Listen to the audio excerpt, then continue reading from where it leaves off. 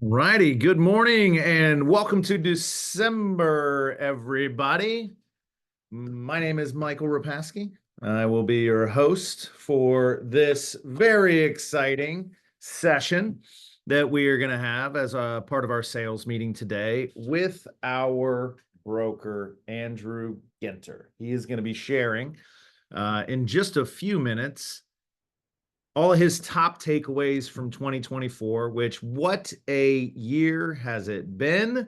Very excited to have him sharing all of his lessons learned and his thoughts as a part of our meeting today. We are going to start, though, the same way we always start, which is taking a look at the Y4C2Ts, which is the belief system of Keller Williams. And when we're in person, we like to popcorn around the room for the sake of everybody who is in a position where they can't talk or waiting the awkward, long silence, waiting for someone to unmute. We're just going to go ahead and I'm going to share my thoughts on one. The first one and the biggest one that stands out to me on a day like today is teamwork. And that is together, everyone achieves more. So this is going to come in two parts today. One, yes, we're going to hear from Andrew Ginter, and he is going to share with our entire team and in a recorded format. So anybody who couldn't make it on a Tuesday morning is able to still enjoy his wisdom, but he's going to share his takeaways from the ground floor and the penthouse as our broker. So Andrew has a lot of purview in his role, which is really exciting. He is the chairman-elect for the MLS board. He is also a frequenter of National Association of Realtors and Ohio Association of Realtor conferences and events, which provides him with a great deal of perspective. But more importantly, I know looking at the people on this call, you've all had the opportunity to reach out to Andrew and get some help on a deal or a specific issue or try to sort through something together. And so he's very intimately involved with what's happening on the ground floor and the deal level of our business, and also in the back rooms and the board rooms of places like NAR and the MLS. And so for him to share out in this format, I think is really special and really cool. We have a hyper accessible and very communicative broker, and that's huge. And then as we're going through the events that are coming up on the calendar today, it's really exciting to see a few different, really the majority of what we're doing in December is getting together in our communities. And so when you think about the opportunities that we have in our company to be a part of a community and to participate in teamwork, you're going to hear about some of those things in a celebratory way today, but also in the form and fashion of helping others. So, with that, when we think about teamwork, it's not just teams, your community, the people that you see in the office, the women's group, the Black Realtor Network, the Investor Mastermind, all of those, all different teams that we can plug into. So encourage everybody to do that as we rattle off some of the fun things that those communities are doing this month. So let's dive right in. Still plenty of great training opportunities this month, loaded up for the next couple of weeks.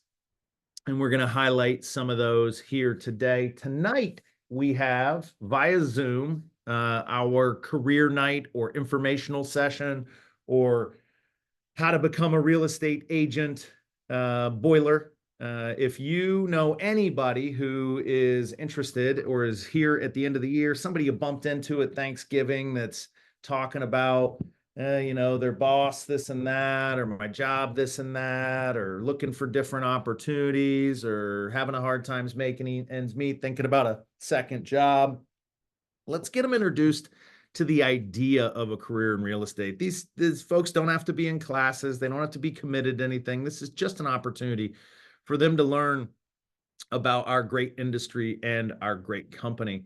Now, if somebody is in classes or they've finished classes, or even if they're licensed, they are welcome. This session is for them as well. We cover a whole litany of topics and a bunch of different opportunities for them to be to figure out what their next step in the process is. And then Saturday, be there or be square. And if you don't have a ticket, geez, I don't know if you'll be left out in the cold, but it'll be awkward. We have our holiday party this Saturday, December 7th, 6 to 8 p.m. At Punch Bowl Social in the Flats. So new venue, a lot of activities, food, drink, dancing, karaoke, darts, bowling, a bunch of different things available for everybody there to have a good time and celebrate another great year for our great company. Don't miss out on the opportunity for Launch Plus. So Kelly, our director of new agent onboarding and launch, has been doing these for a few months now, and they are absolutely wonderful. Yesterday, she covered everything you need to know about scheduling inspections and what all is entailed with that, along with writing a removal of contingencies after inspections. Next week, you're going to hear from Don and Jen. That's with Cross Country Mortgage and Ohio Real Title, talking about how they support transactions.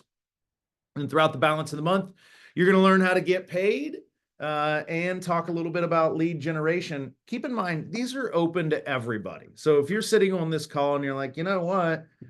Don't have the business lined up that I want for next year, don't miss that December 23rd session. Lead generation is the core of our business. They who control the lead control the industry. And then, of course, if you got your first one in a while pending, pop into that session on the 16th to make sure you have a smooth and seamless way to get paid. All right, getting into our communities, we got a few different things happening here. This is next Thursday, December 12th, from 5 to 7 at the Young Teams Luxury Office right there in Moreland Hills. The women of KWGM will be hosting a seasonal soiree, which is an opportunity for everybody to get a little gussied up and do a family-style potluck dinner. So do not miss out on that. I have it on good authority that Andrew Ginter has purchased a wig in attempts to sneak in. So hopefully they have somebody working the door to make sure that this is a proper event. But no, this is going to be a lot of fun, great location, and great community here to celebrate.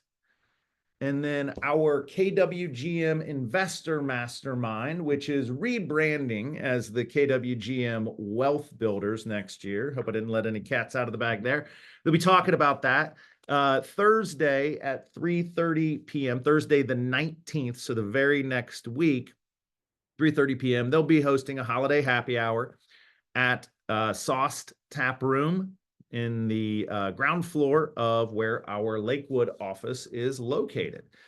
This is a really great timing for this, as earlier that day, for all of you who haven't participated or have only participated in one, there is a KW Wealth Watch Party. So once a month, because of our market center's status and participation in the KW Wealth community, we actually get to bring resources around wealth building to all of our agents once a month, and then in recorded format to from the KW Wealth Mothership with Brett Tanner and his team. So there's a watch party at, I believe, 1 or 2 p.m. that day. Keep your eyes peeled for the calendar and the reminders of that coming up in the coming weeks. But immediately following that, everybody's going to celebrate their wealth building journey, get together, talk a little bit about their goals for 2025, and enjoy some libations downstairs. And then our Black Realtor Network is back again with their annual coat drive. So I believe if Alexis, are you on the line? Can you unmute? Good morning. How are you? Good morning. How are you? Good. So Talk good to us a morning. little bit about what's going on with this coat drive. What's the plan this year? When can we go to? Where do we drop things off? Yes, so it's that time of year again. So KW Brown is going to be accepting new coats. Last year we raised over 100 coats. This year the goal remains the same. We will have boxes set up at our Lakewood location in Pepper Pike. We will take monetary donations via Venmo. So we want to thank everyone who donated last year. We're looking for a successful year this year to uplift our communities. You all hit your goal last year. That's right? Over 100 coats. Awesome. Now, if I was going to donate, how much would I donate to make sure you could buy a coat with my donation? Like if I wanted to just give you money for a coat. As little as $25 to $50 would do it. We're going to be accepting donations in sizes ranging from little babies all the way up to our high schoolers. Awesome. Appreciate that. Appreciate your leadership in the community. And for anybody that wants more information, Alexis, can you go ahead and put your contact information or whomever else we should be in touch with in the chat? And we can make sure that we help you hit that goal of 100 coats. Definitely so. Thank you, everyone. Awesome. Thank you. All right. Now we're going to throw it over to our partners for some quick updates before we get to the man of the hour. Who do we have from Ohio Real with us today? We got Rick. Hey, Rick, how you doing? Good. How are you guys? Wonderful. Good. This time of year, kind of like a broken record. Check your dates. Know when your title partners are open and closed. As far as us, it's really just going to be Christmas Day and New Year's Day. But on the eves of both, I assume we'll be closing somewhat early. So again, as you're writing these end of the year deals, just take that in mind, what your closing date is and still expectations, 2 weeks minimum for a cash deal, unless you talk to Janelle, Diane, Jen, or Dave, and we kind of work something out ahead of time to get the ball rolling. So be careful of dates and have a great December. All right. Thank you. You as well, my friend. I saw Renee Kozak on from America's Preferred No Morty. Hey there. See me dancing with you when the music came on this morning. Yeah, I saw that. So good morning, everybody. So as far as APHW for the month of December, we do not close. So keep in mind that your clients can make claims 24/7 with all of our staffed offices in Jackson, Michigan. So Christmas Day, Christmas Eve, New Year's Eve, if they have a claim, we are still here helping them. When we're thinking about next year coming into a new year, APHW is going to be changing some things up to make it easier than ever for you guys to get your ancillary income streams.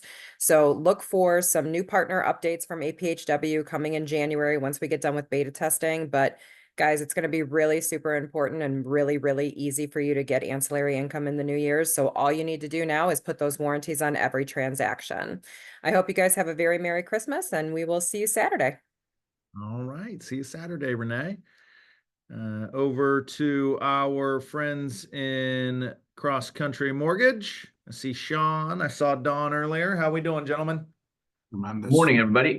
Thanks for having us as always. Good to see you, Mike. The couple of announcements you've probably seen just through social media and elsewhere, but they officially raised the loan limits for FHA and conventional. So just posted two of the flyers. One we already had been told you a few months back that Fannie Mae, Freddie Mac will be raising the kind of conforming loan limit, that is, where it turns into a jumbo loan, to 806.5. We've been taking applications at the full amount already, but now it is sort of official kind of with everybody else.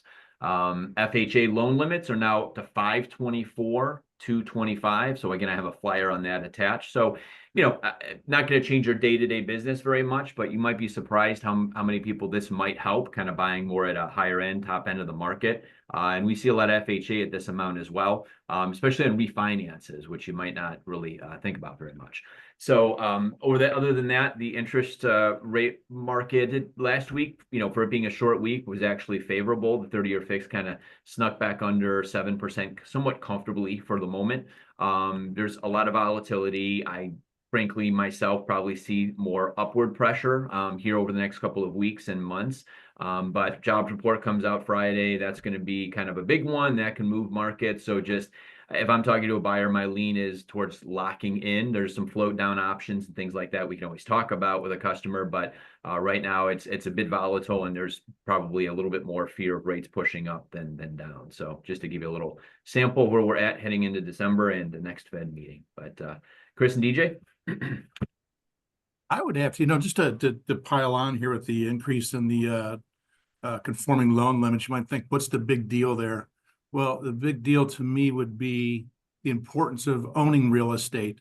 Just about, I think it was a little over 5 years ago, that max conforming limit was like 417.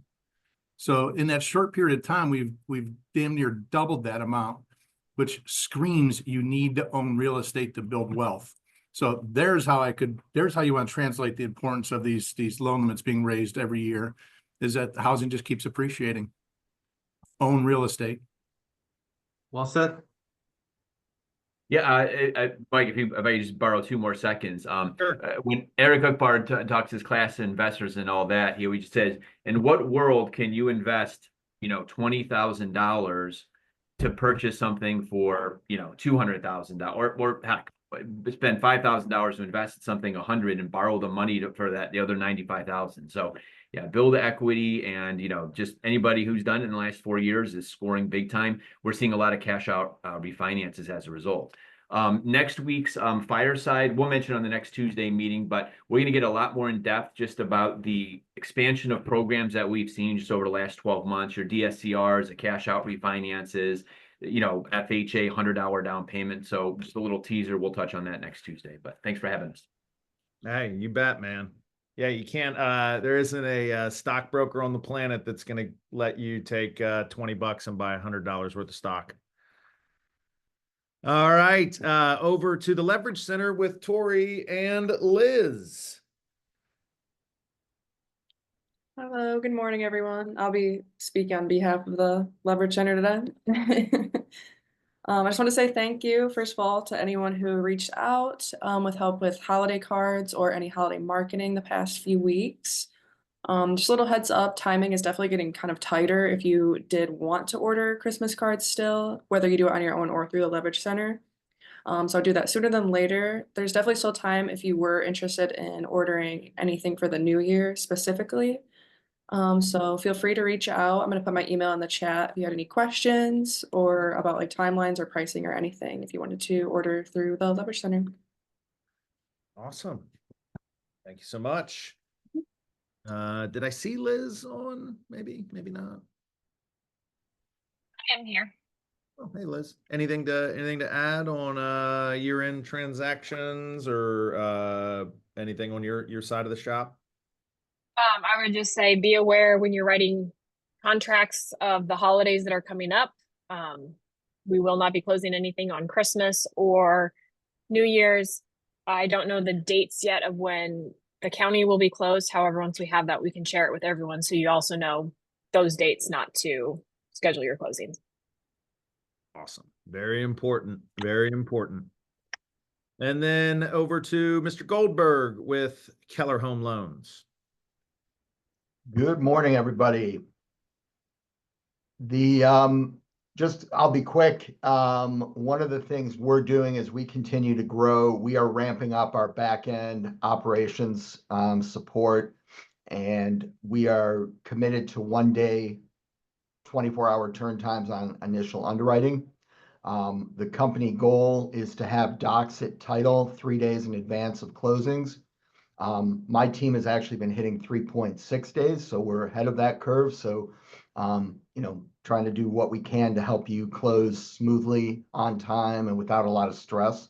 One of the other things that we can do, I've mentioned this before, but our TBD underwritings, we can do a full loan commitment in advance of you making an offer on a property. Makes it go much smoother and quicker. We can compete with that cash buyer then on a timeline basis, and not have any financing contingencies. So something to plan ahead in the coming year. When you have a buyer that's starting to begin the process, let's get them fully underwritten upfront and, before you really start aggressively shopping. And other than that, have a great December. Awesome. Thank you, sir. And then our weekly update from KW Cares. I'm playing this video. Make sure I have my sound shared. Yes, I do. Boop. All right. Hi, everyone. This is Marcia Hedberg. I am a member of the Keller Cares Committee.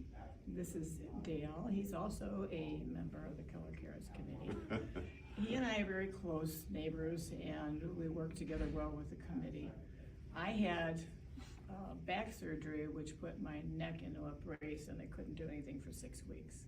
I had mentioned to him nonchalantly that I was looking for a reclining chair so I could sit, raise my legs and stuff. And he said, "Oh, okay." Well, the next minute I know I'm getting a chair from Keller. I have just been informed. Is there sound on that video, or are we getting no sound?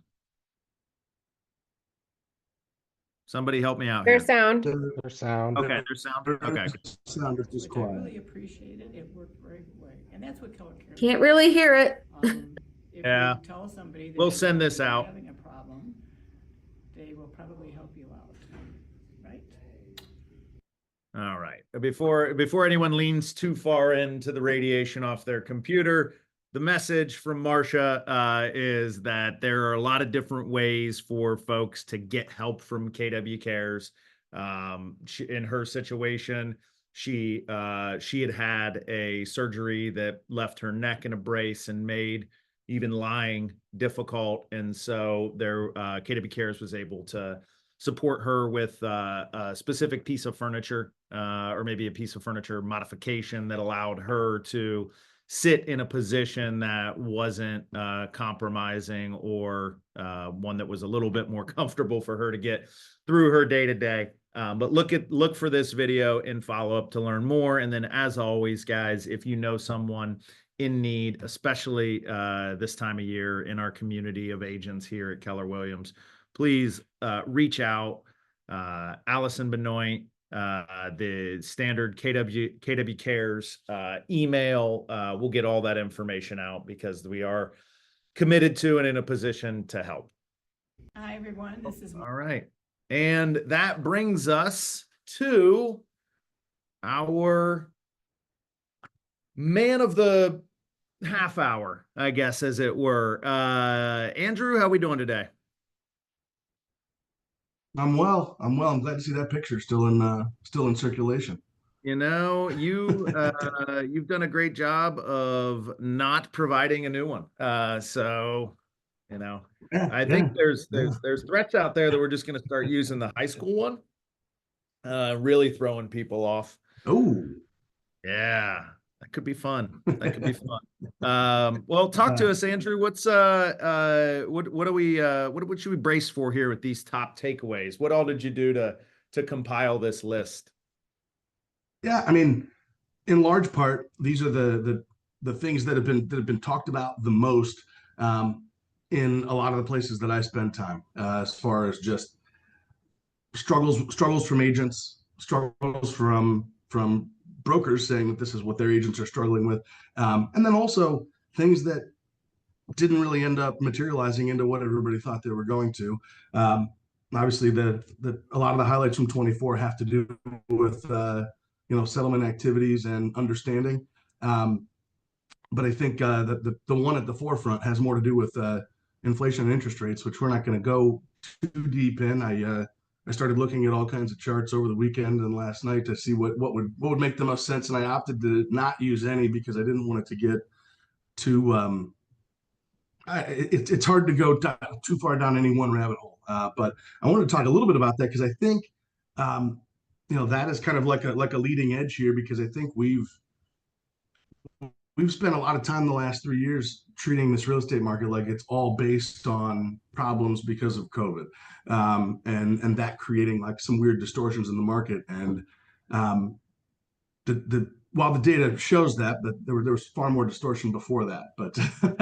But so that's kind of the thing I wanted to dive into first was, talking about how inflation's really affected us. And it was interesting that one of the primary things that Sean and Don talked about was rising loan limits, and that being because of the fact that because of the fact that values have gone up as much as they have over the years. I remember when I first started in the mortgage business, Frank Ruma told me a long time ago when he first started in the early 90s, I want to say maybe late 80s or early 90s, that at that point in time, the FHA loan limit was about $60,000. So couldn't buy a house with an FHA loan unless it was listed for less than 60 grand. And here we are just like one generation later, and the FHA loan limit is over $500,000. That's why I don't know if you saw me laughing when Sean said that, or that's why I was laughing. I thought that's insane, but that's where we are. So I titled this "What Goes Up Goes Up."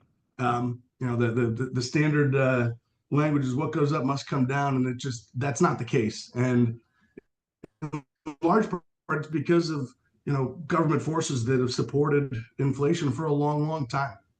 We talk about inflation again as like a COVID problem, but the fact is the inflation rate's been higher than the Fed funds rate since 2008. So market updates where Mike is talking, or where Mike and Sean have talked in the past, one of the key pieces to the puzzle to affecting inflation was short-term interest rates being higher than the inflation rate. And the fact is we haven't had that happen until about 6 months ago, from all the way back to 2008. So you could think of COVID as more of like the instigator of the problem, as opposed to the root of the problem as far as inflation goes. We just didn't experience it for whatever reason. I think it's because we were coming out of such a crazy recession period that it took a long time to catch up. And then we hit this crazy supply problem that changed the game and sent prices through the roof on everything. And the other thing to note is, only in America, I'm sure nobody on this call is spending time looking at the interest rates of the German bond or the LIBOR or anything like that. But until recently, all of those rates were negative. Like the 10-year interest rate was a negative number. Ours was the only one that stayed positive, and that in itself was like insanely inflationary over time, because it created like a money supply problem. And that's like the other piece to this is inflation is not so much just a price game as it is like a supply problem on the money supply side. And I bring this up at a very cursory level just so you guys have an understanding of this, and you guys can dig into it more and have a conversation with your clients. This is like a 6-hour conversation in order for us to really understand it and wrap it up. So I'm not going to talk about it for the whole half hour here by any means, but I guess I bring it up because I think as we continue to struggle with rates rising, we were all excited when the Fed was going to come out and cut, right? And within months of them cutting rates the first time, the 10-year T-bill went to 4.5 when it was at 3.25 before that. And there's a reason for that, and we're finally normalizing. And I think it's important that we can have that conversation in an appropriate way with our clients, instead of just continuously giving them this idea that like the carrot is like rates are going to go down, rates are going to go down. They probably will. But I mean, I would have to think that over the course of the next decade, the rates are going to be up long term. But there's going to be times where they're down, there's going to be times where they're up. But there's a reason why rates are reacting the way they are. And it's because we're finally starting to get normal. And the 10-year T-bill should be quite a bit higher than the Fed funds rate. A 3-month CD versus a 3-year CD, which one should have a higher interest rate? The 3-year CD. Right. And we've been living in a strange world where the 3-month CD was paying a much higher interest rate than the 3-year CD. So, some of this is like an act of getting normal again. And I think it's okay to embrace that and talk about that with our clients. And I think that's been like, kind of a scary topic, because in real time, we look at it and see our clients backing away from the idea of wanting to buy a house, because the house they could have bought 2 years ago and had a $2,000 payment on, now they have a $2,800 payment. And it's our fingers crossed for lower interest rates. But I think it's we'd be doing ourselves and our clients a disservice if we just kept telling ourselves they're going to come down, they're going to come down, because it doesn't feel like that's probably appropriate long term. So that's my piece on inflation and interest rates for now. Like I said, if anybody wants to talk more about it, I'm happy to. I didn't want to get overly technical here though. No, I think it's a good takeaway in the sense that if somebody was waiting for, and the mortgage guys can spot check me on this, but if you're waiting in January for the rates to go down, where are you today? I mean, maybe a little bit of movement, and there were periods where they dropped, but anybody waiting for a 5 handle or a 4 handle or anything like that on their mortgage rate is going to continue to wait. And so we'd be better served to articulate the point that Don made, which is the power of building wealth through owning real estate versus renting. Interest rate be damned. Like you can, if you're buying something for pennies on the dollar, even if there's juice on it, you're still likely to stay ahead in the long term. Globally, housing has never had a 10-year period where it didn't appreciate. Even when the bottom fell out of the market in 2009, by 2019, housing prices were back above. They had appreciated against 2008. You're always in a better position when you own.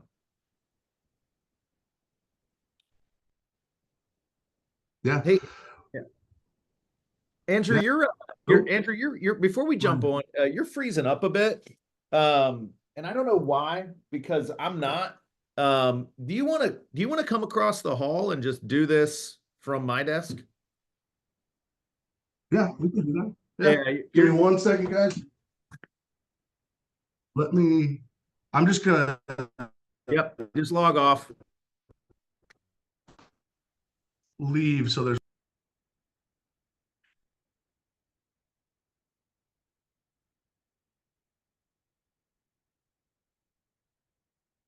Bring one of those around here, Andrew.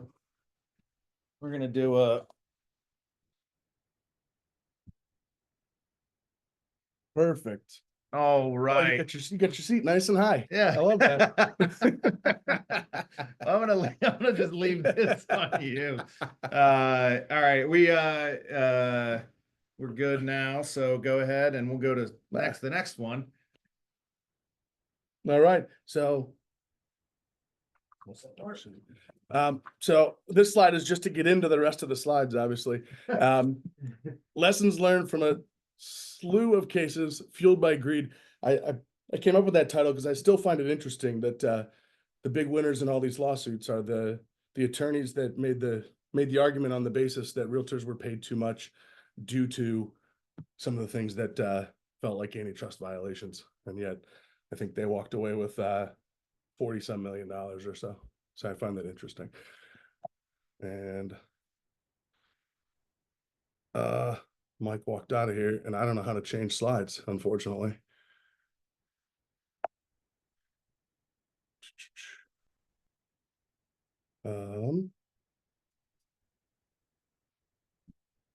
This is good. Sorry, guys. There we go. All right. I wanted to, I guess, I feel like in all this conversation about kind of how the settlement went down and what went on and what the original arguments were is really based in something that didn't get talked about much at all in this process by even by myself, unfortunately. So I wanted to start with kind of a history lesson of like the foundation that our business is built on and the way things have always worked, especially when it comes to commissions, since that's what this was all about. Before probably most of us were in the business, if not all of us, because it was in the 90s. Back then, all agents represented the seller, and the seller agreed to pay a commission of X, and that broker would say to them, hey, I'm going to tell all the other brokers in town about your listing, and they're going to work on your behalf as well. And if any of them know anybody that's interested in buying your house, they're going to bring them, and they're going to represent you in that process. So it made sense But that's the way money flowed, that the seller paid both brokers if it took two brokers to sell their house. And then in the 90s, we started having buyer agency. And I will say, before buyer agency, when people went out and looked at houses, so I talked to my mom about this at one point because I found it interesting enough to discuss with her, because she doesn't have much background in any of this. Before that, when you went out and looked at houses with an agent, you assumed that that person was working with you and for you. And then would come to the discovery that that person was actually working for the seller. And so that's why they changed the rules around that. And then we started with buyer agency. And that's why we have an agency disclosure document today that makes it very clear who works for who. But we never changed the way money flowed. You know, we went to a process where buyers picked their agent and were represented by them. Sellers picked their agent and were represented by them. But we kept the commission system the same, even though we completely changed the agency structure. And that, I feel like, is the basis of how we landed where we landed, almost 30 years later, 28 years later, I believe. I think buyer agency started in 1996. So, you know, I start with that because I think, like, a lot of us have wrestled with, like, oh, this all feels unfair, like there was nothing wrong with it the way it was. But I guess I would, as a rhetorical question, just ask you, like, in what world do you go hire somebody to provide a service for you and have no say how much money they make or have any part of paying them? That never happens, except for in real estate where it happened. So I'm not sure that what happened didn't make sense. I think it was kind of a like an abrupt process, and that amount of change, I get it, is frustrating for people. So it was easy to let it feel punitive and make it feel like it was unfair. But I'm not sure that it was unreasonable that we did what we did in the end. Because when you really, like I said, when you evaluate the way things worked before, I'm not sure that made a whole lot of sense. It was just one of those things that because it was the way that it was the way that it was. And that's how we operated, because there was no reason to think otherwise. But I guess I want to be clear with everybody about that, because I think that gives you some amount of context that changes the game on the level of, like, fairness or reasonability of what happened and why it happened. I struggled with this when you walked out of the room last Sorry, time. there you go. Yeah. I think you could just tap the arrows. I did that before and nothing happened. Okay. Well, whatever. So in the end, if you guys can remember back to training classes that we were having in, April and May and June and July, and we finally instituted that you had to have a buyer agency agreement signed on, I believe it was July 1st, which was a month and a half before it was going to be required due to settlement policy. And leading up to that point, I think this whole process felt like it was going to be some very complicated and difficult thing, and getting buyer agency agreements signed, felt like they were the boogeyman, like that buyers were going to stop and say, I'm not going to work with you. You're going to make me sign that. We literally had agents tell us that, like, if you make us do this before everybody else does it on August 17th, nobody's going to work with me. I thought, wow, that's interesting. That's interesting. But in the end, I think, like, one really important lesson we learned this year is, as big of a change as this felt like it was going to be, after we hit that July 1st date where we required it, and after we hit the August 17th date where everybody was required to do it, there was all of a sudden no real problem at all. And in the end, I think there are still times where it's a struggle. If you operate with a business model where you're dealing with a lot of strangers, it can be a difficult conversation. I get that. And I think there's a lot of wins that come out of that conversation that agents never realized that they could get until they started doing it. I can tell you, as an office, we've had no issues whatsoever with people supplying the documentation they need and having a buyer agency agreement in there. That was certainly a concern of mine, was how often were we going to have agents just kind of not realizing the changes that had happened because they weren't participating or were just not very excited about it. And it hasn't happened at all. And I can tell you, at the MLS, you see there, I've got it up there. The MLS audits every 15th closed sale on the buyer side. They audit every, I believe, 125 listings. if you've ever gotten that request, send in your listing documentation because they want to audit just to make sure that you have a signed listing agreement and that the dates match and everything's correct, all that stuff. So they're doing it, what is that, about 6 times more often on the buyer side? And that was discussed in the boardroom and voted on purpose, because we wanted to make sure that we were kind of doing our job at the MLS. And unfortunately, it's the MLS's job to audit all this stuff and make sure that people are following the rules. So there's probably been 20,000 sales recorded since this took effect, which, you know, you're talking that's going to be over 3,000 sales have been audited. Yeah. Roughly, and one offense. One offense. So either our MLS is super lucky or this is not what we thought it was going to be. Yeah, I think you're right. I think it has much less to do about luck. And we're even taking the measure to make sure that there's like broker diversity, because obviously the largest brokers in the system are going to show up more often. So they're going to be more likely to get it audited more often. And if that's the case, they go to the 16th sale or they go to the 14th sale to make sure that they're not consistently auditing us or Howard Hanna or Cervenic or Russell or any of the bigger names that you could think of. But instead making sure that there's some diversity there and they're getting a chance to audit across brokerages, big and small. So I think that's an interesting piece. I can tell you, the rooms that I've been in where broker masterminds since the end of August, one of the questions that was always getting asked was like, what kind of training or things were you doing ahead of time? And then secondly, like, what kinds of issues are you having? And it was interesting to hear over and over again, people saying there really aren't any issues. It really hasn't been bad. Our agents have actually seen some good outcomes because of it. There's not been a whole lot of negative talk around it. And I find that both like interesting and inspiring, because it tells me for all the years that we pushed back, I mean, to be clear, the NAR has said that we should use buyer agency agreements since 1996 or 1998, whenever buyer agency started. And everybody just was always kind of like, that's kind of a pain. I don't know. I don't want to ask people to sign stuff right when I meet them. So they just never did. And that's always been our attitude in this industry. Truthfully, that was my attitude. I'd have the conversation about how it works and ask for their commitment, but I wasn't getting things signed before. And now that I am, it's not a problem at all. So I talk about this because I think it's important, because I think as individuals that are still wrestling with it because they just kind of don't like it or feel like it's unreasonable, like the fact is, it hasn't been damaging at all.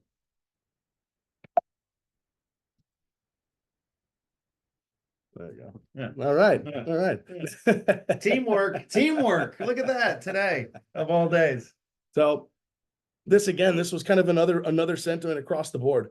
Just the idea that, like, I've heard statements along the lines of, this is the most significant change to our industry that we've experienced ever.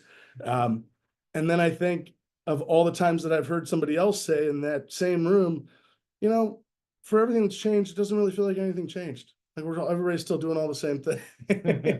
So I find it interesting that, like, we entered this thinking like, oh, there's going to be a lot of difficulty here. There was certainly a lot of, like, you know, the sky is falling along with our commissions, that we're just going to get depleted and everybody's going to go down to 0 or 1 or 2 or just a flat fee of $5,000 or something in order to get people to sign buyer agency agreements. And I think that is just as reasonable to assume that discount listing brokers are going to take all the listings from agents that aren't discount brokers. You know, that has never happened, and there's always been discount brokers. So I think we again, like, we kind of like manufactured something that didn't really happen. I think before August 17th, we were, like I say, you know, feeling like we're walking through a dark and foreign room, not really knowing, like, how's the public going to react to this? How's this going to work? From the broker side, like, are agents going to do it? Or are we going to have to, like, fight internally with our own people to make sure that things are getting done the way they're supposed to get done?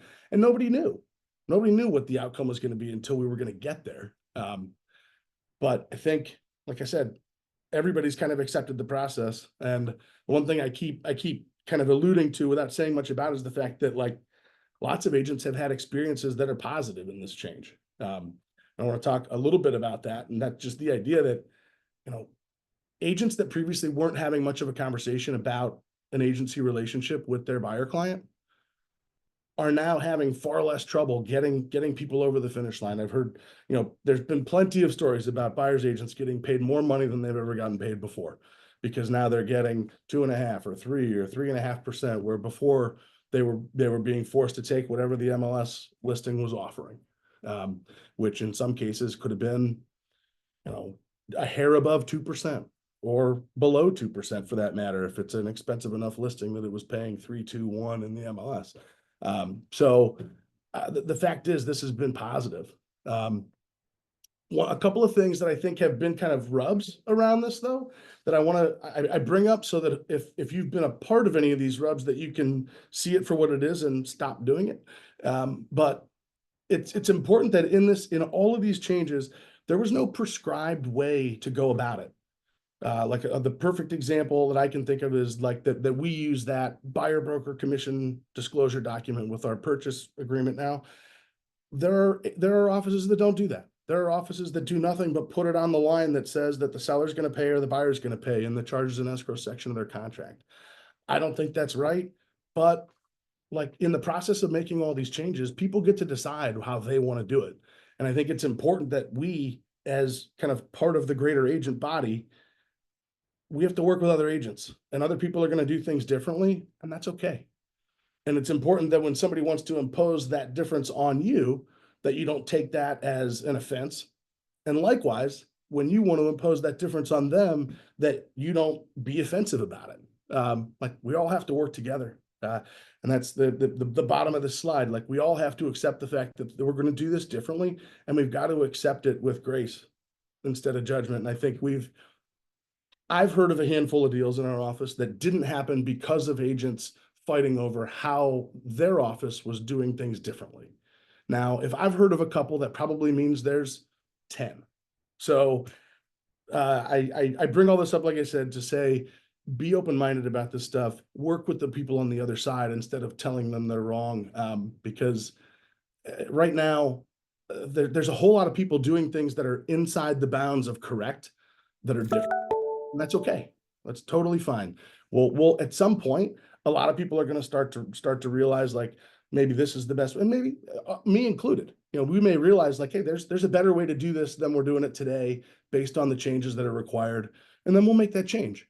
I'm not so pig-headed to say, well, no, the way I decided is the only way we can do it. That's the best way, no matter what. Like if I learn a better way, we're going to do it a better way too. So just be clear with yourself about that. I think it goes back to another one of our beliefs, which is seek first to understand. I mean, those situations, and there will be like, we're not done, right? With a lot of the evolution of things as a result of this, because truth be told, we're 100 days in. Yeah. Right? I mean, yeah. Truth be told, there's going to be more lawsuits. So I think I say that sort of jokingly, but I think that's the reality that we're in. I mean, the attorneys that have filed the original lawsuits that have been successful have already come out and said what they're going to file more lawsuits about in the future if it doesn't stop. So that's happening at some point. So there will be more changes, and that's okay. I think one thing we can finally look back on, because we haven't had any massive changes in our industry that we had to do. We deal with changes all the time that are imposed on us by lenders and cities and things like that.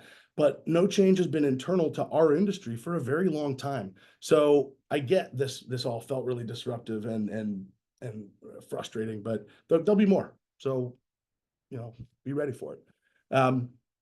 This is one that has just been kind of eye-opening for me. Just the surprising kind of misplaced hatred of NAR. The amount of times that I've heard people say things like, "Oh, the NAR just sold us out," or they didn't make any effort, or they lied to us. Those kinds of things. Like, it's unfortunate that so many of us, even inside the industry, didn't get like a full picture of what went on. And I think the NAR, one place they probably did fail is just their lack of communication with their members about kind of what processes had taken place. I think they did take the unfortunate stance of like, the same thing that realtors do with their clients when something difficult's going on. They don't go tell them, they try to fix it first. And that was kind of what the NAR did do that was negative, I think. But beyond that, like the whole process of the settlement was designed to benefit us. Because otherwise, the fact is, like, we'd all still be embroiled in lawsuits and still trying to figure out, like, what is the outcome going to be, and still having no understanding of what the future of our industry is. So, like, those things cut both ways. And the arguments made about the fact that, like, the NAR didn't even like make an effort to defend itself are very misplaced. I want to talk about that for just a second, and I'm not going to get deep into it because I don't fully understand it either, because I'm not an antitrust attorney.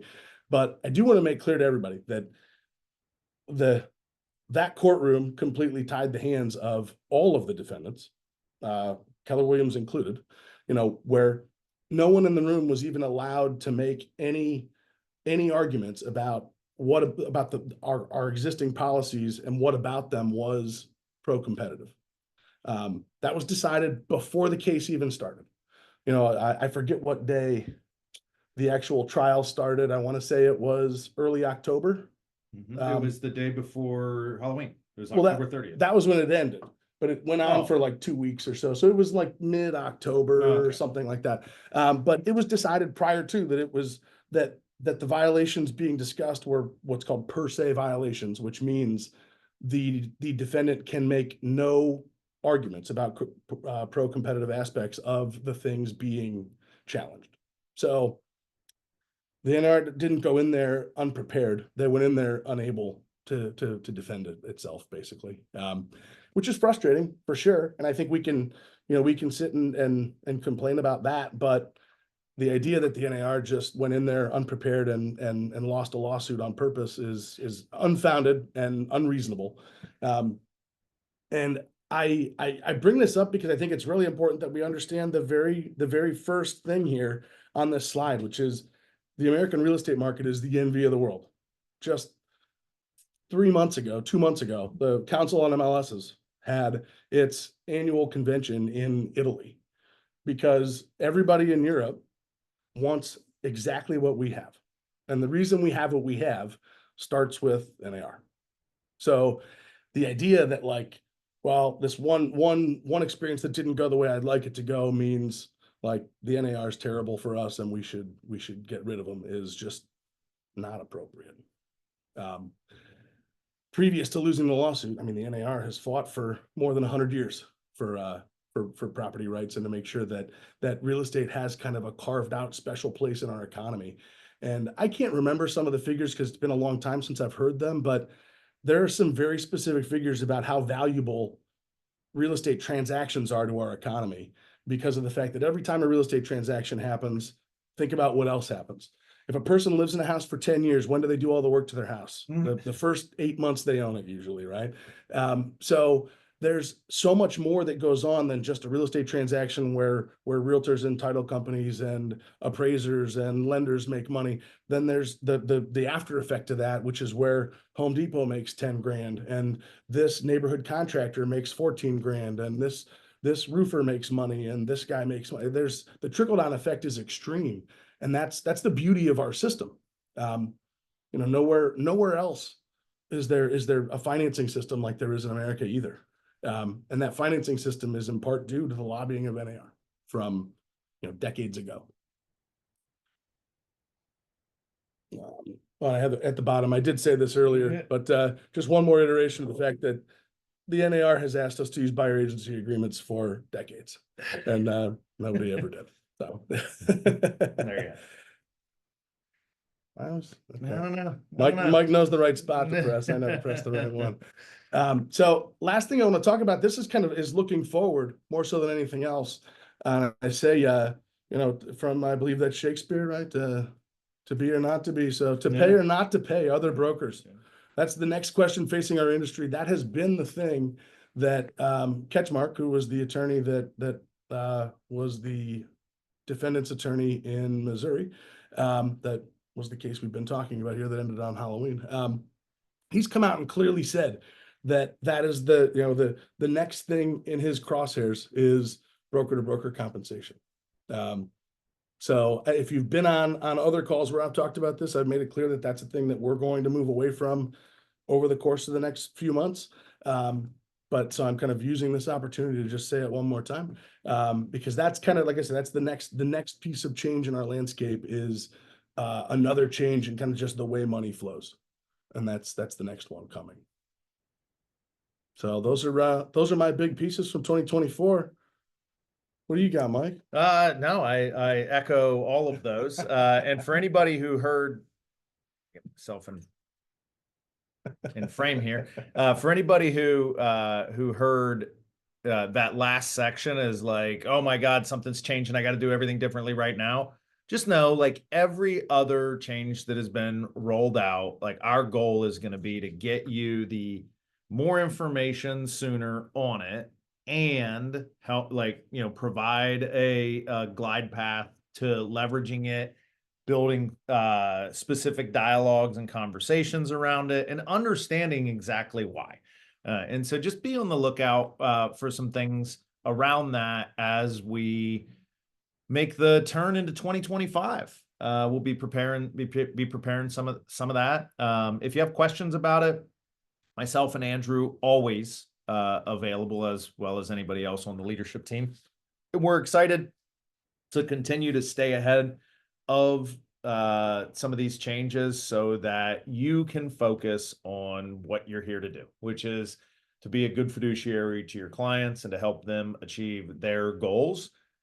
These are just the necessary implements of doing that, but we don't want anybody to lose sight of this. We are starting, I think, 2025 as an industry in a better position than we probably started 2024. There was a lot of stuff looming over people's heads. There was a lot of uncertainty. Here's the certainty.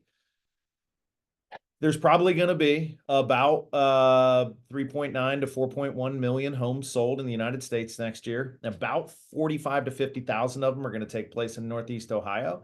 And your opportunity to help people in what will be either an exciting or difficult time in their life is going to be there. And it's going to be there in a meaningful way. And when you do that, I mean, this is a market where you earn clients for life. And you talk to anybody who was in the industry in 2007, 8, 9, 10, 11, they're going to tell you that, you know, man, I helped this guy through a rough patch, a divorce, you know, death in the family, a bankruptcy, you know, is able to do X, Y, Z. And, you know, that's where a third of my business comes from, is because Bob gives me everything. So if you want that sort of opportunity, that sort of relationship, like, you know, this is the market that you're going to earn it in. And that's really exciting because the difference in this market versus the last protracted, challenging real estate environment that we had is that home prices are about 2.5 times as high. And so so is your commission, and you are openly negotiating that commission up front on both sides of the transaction, which means that, you know, your opportunity to earn is many times greater than what it was 15 years ago when we had a shifted market. For sure. For sure. All right, team, that's going to do it for us today. We appreciate you joining us. And as always, be safe. Let us know if you need anything, and we will see you next week. We are in person. I believe we are in Pepper Pike. Check your calendars. Look out for an email, but we have some really exciting sessions to help you prep for a big year next year, and we will see you all soon. All right, take care, gang.